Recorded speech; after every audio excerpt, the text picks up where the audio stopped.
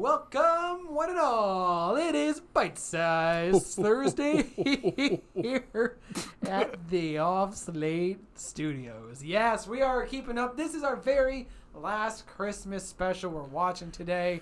We are kicking it old school. We are doing the 1974 version of Twas the Night Before Christmas. Rankin-Bass.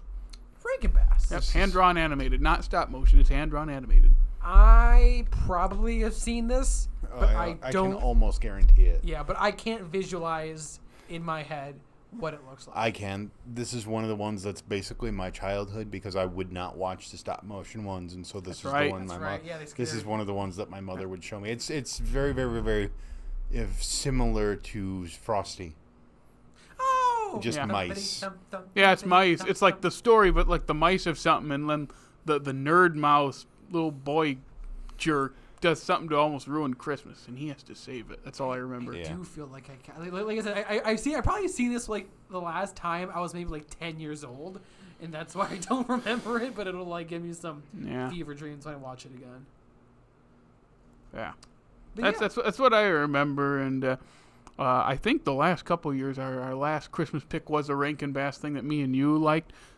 So that kind of like we all picked it, was kind of pushed more towards one of us, and then Jake was kind of the push on this one. It's like, all right, we're ending the Christmas again with Rankin-Bass. You can't go wrong with the old Rankin-Bass stuff. Like that's just, it's iconic.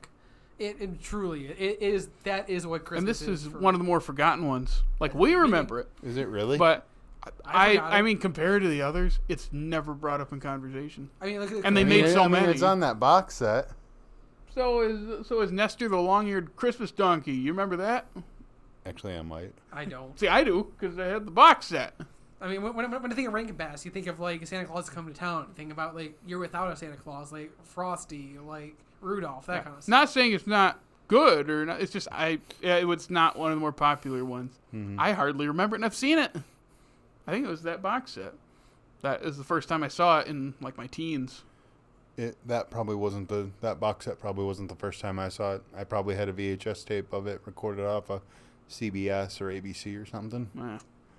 I remember when Cartoon Network, this is a long time ago, I remember when Cartoon Network on Christmas Eve used to show just on repeat all of the Christmas Eve and Christmas, all of the animated, like Grinch, just on a loop, similar to how TBS does Christmas Story on a loop, except watching Cartoon Network, I don't hate it. I was gonna say, that would at least change the movie. You get different ones. No, it's like, what's the one that plays Elf like all day? That might be TNT or something. Yeah. Or both simultaneously. I feel like everyone has the TV rights to Elf. I see it everywhere around Christmas. And it's such a good movie, but it gets overplayed. Yeah. But you know what? This hasn't been overplayed because I forgot about it. So let's watch Twas the Night Before Christmas. Let's. Ho, ho, ho. Take a bite.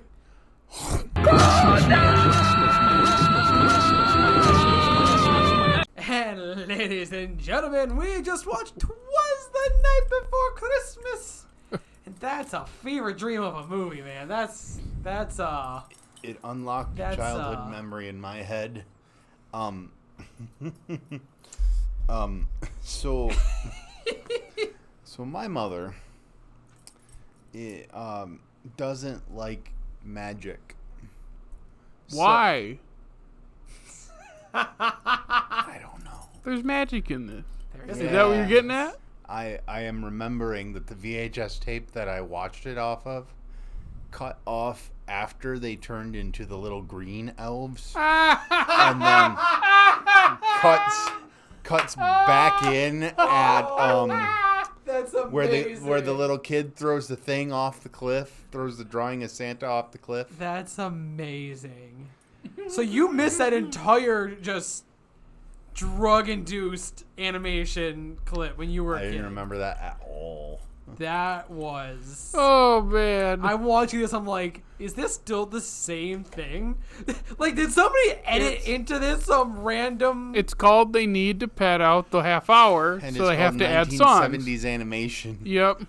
So, yes, it was the 70s. So it was drug-induced. That's a shame, though. You missed the best line of the entire thing. Oh, here's a good example of No. That was... Yeah. This is how your... That was after he threw the drawing back of Santa into the lake, isn't it? No, it's before, because they go to there, isn't it? Yeah, it's right before. Here's a good...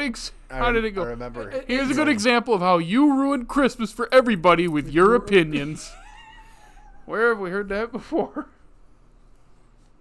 Yeah, because he shows them. They go to the orphanage and they go out back, and the kid's throwing his drawing in the water. Oh my God, that I'm speechless. I truly. That was maybe one of the different time. That was one of the weirdest. Like, just think about it. All the people that animated that movie or that thing are probably dead now. I could still be alive. 1977, if you figure 74. They were what? 74. Sorry, 74. They were like 30, 1944. They could be in their 80s or 90s. They still could be. It's not likely a lot of the crew are alive, but I guess it's likely. It's possible.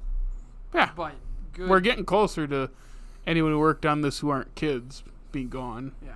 But good God, this is Is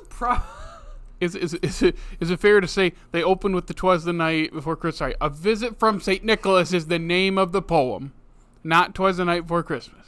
Yes, that's the opening line. And is it safe to say they started with the first chunk of it, and then I forgot that's what this was supposed to be until they came back to it at the end, because it has nothing to do with it except the beginning and the end. Because it's did I tell you, "A Visit from St. Nick"? It's about how a little twerp mouse ruined Christmas for everybody by writing an opinion piece.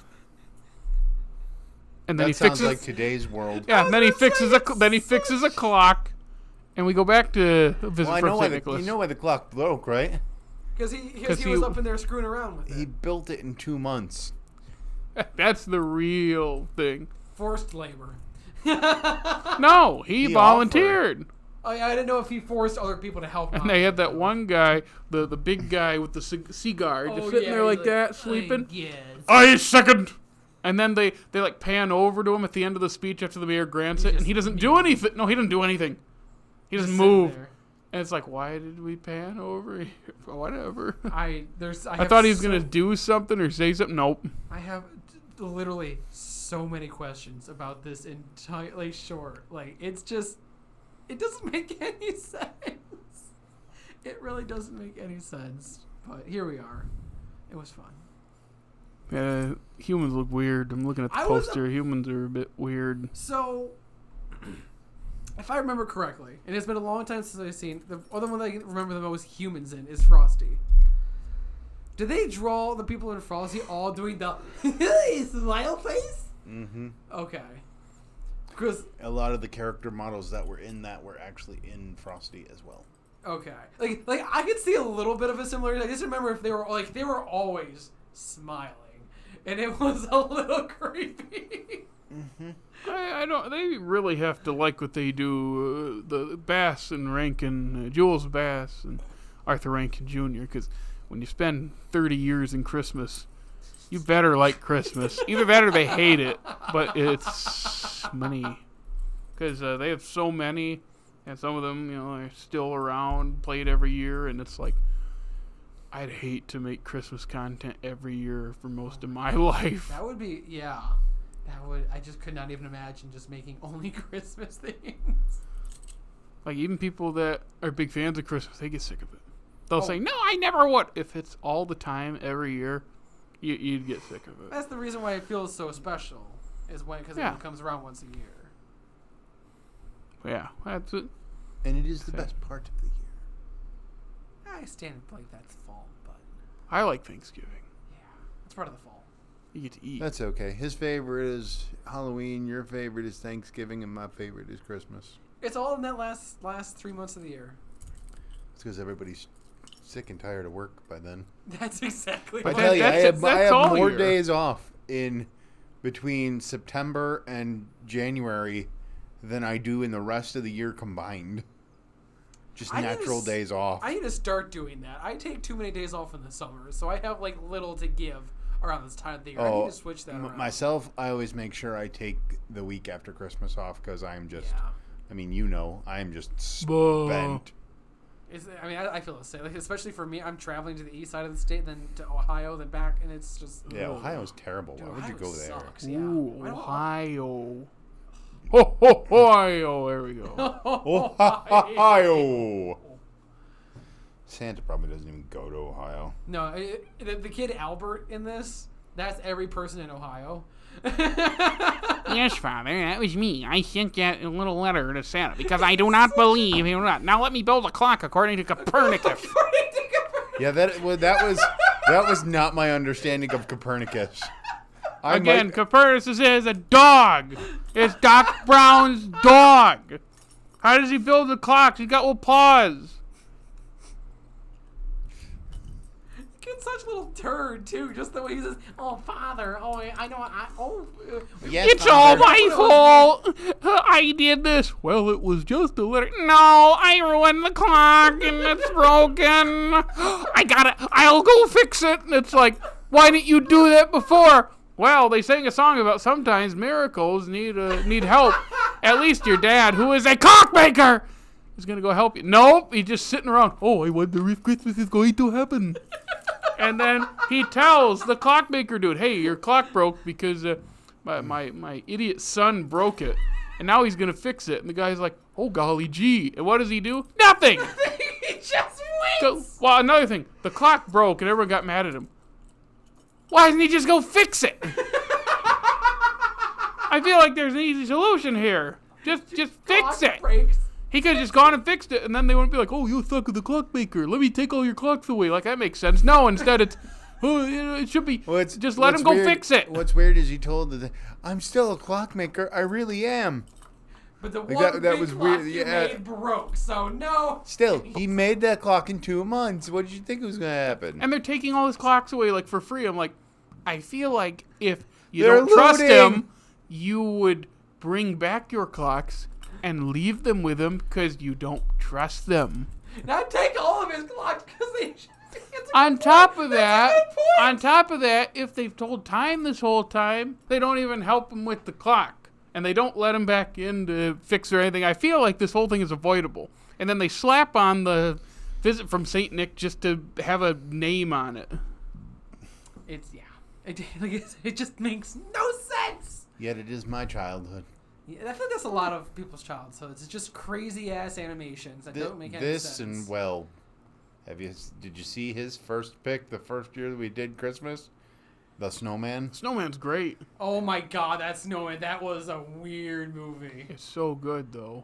That was more vibey, if that makes any sense. I feel like that's haunting. And this is just throwing crap at a screen and see if it sticks. My mom cut the magic out of it. That's so funny to me. I love that. It's not even like anything more than like Disney magic. Oh, 100%. Is it now you're playing it back in your head and they turn green and then it just cuts to the kid and you're like, and now watching it here, you're like, wait a minute. Oh no. And you do your thing where you clap your just, oh, Mom. Probably. Except I wouldn't do that while we were watching it. No. Oh, man. Well, anything else about this? Joel Grey was in it. And Joel Grey is... he was Joshua Trundle, so he sang the song, Jake. Oh, he has a good voice. He has a good voice. Yeah, Broadway star. Oh. Stupid beard.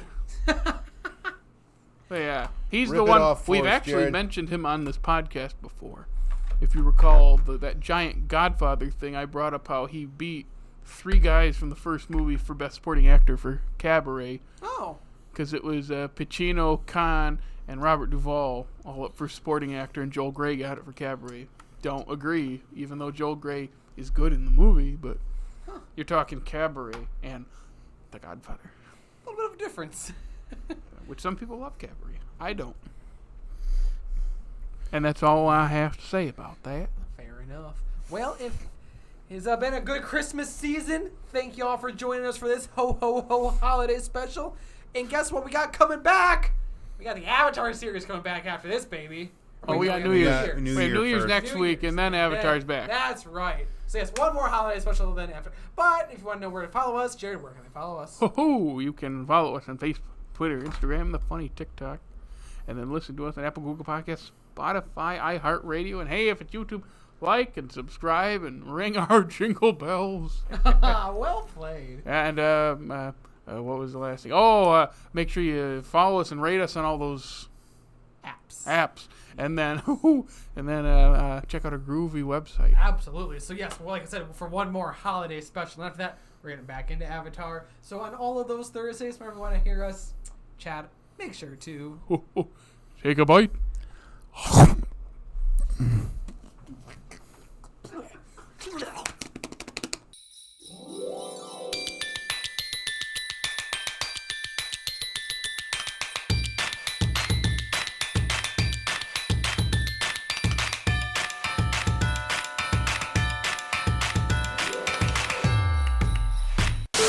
What's the problem? So it doesn't sing. Boo-hoo. Stop. Camera turned off. So it ran out of battery. Thought we had enough time. Hold that thought. Hold the day. Still going? Yep. Sit down, Dickie.